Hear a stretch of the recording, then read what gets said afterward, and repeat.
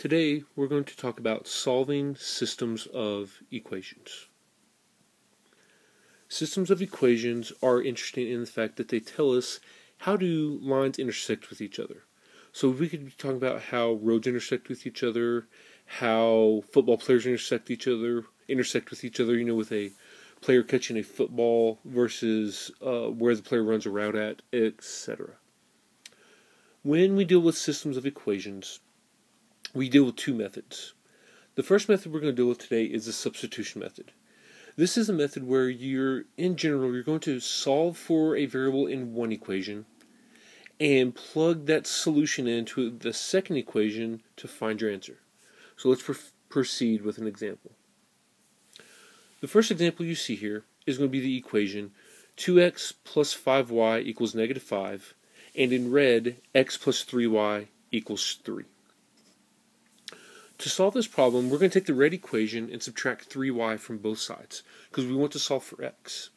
The reason we want to solve for x is x in the red equation is already by itself, and it's easier to solve for than to solve for the x in the top black equation. Once we solve for x, you will see we get negative 3y plus 3 is x. So in turn, we're going to take this equation in red and plug it into the black x in the top equation.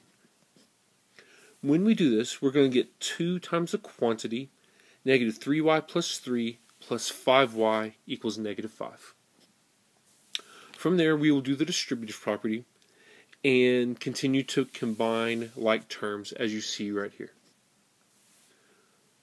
We'll subtract 6 from both sides, and we'll get negative y equals negative 11, divide by negative 1, and so y equals 11.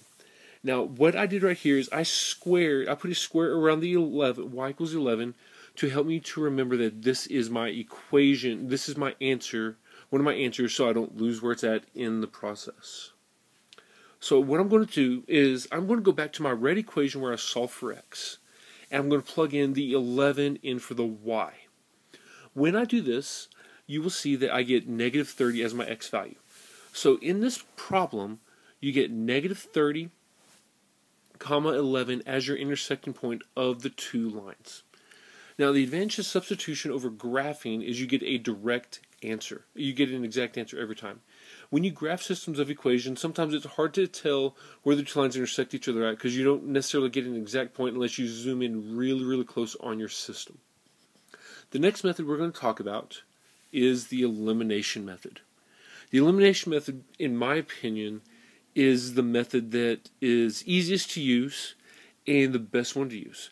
I will use the elimination method over graphing and substitution method anytime because it's faster and easier. So let's proceed. We're going to use the same example we did before, and we'll get the same answer obviously, but we're going to use it in a much shorter way. So the first step we're going to do is we're going to take our red equation and multiply it by negative 2. Because the first step in solving systems of equations with the elimination method is you must eliminate one variable in one step.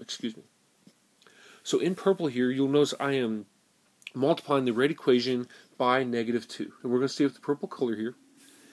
And I'm going to get negative 2x minus 6y equals negative 6. Now, as you will notice, the black equation and the purple equation now have opposite signs in your x column. So what we're going to do is we're going to combine our black equation with our purple equation and combine like terms. And we are left with negative y equals negative 11. So as we did in the previous example, we'll divide by negative 1, and y obviously equals 11. And again, I squared this term right here. That way I wouldn't lose my answer. Because when you tend to work systems of equations, these problems tend to get long and they can get messy, especially in 3-variable equations, and that is for a later conversation.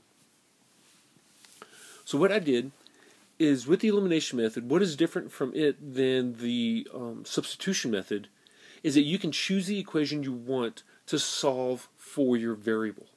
So in this case, I chose the red equation because, again, x was by itself, and I solved for x.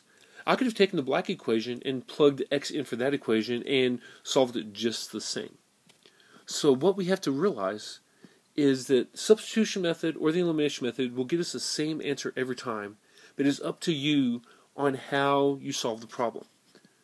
So the question must be asked, which method do you prefer?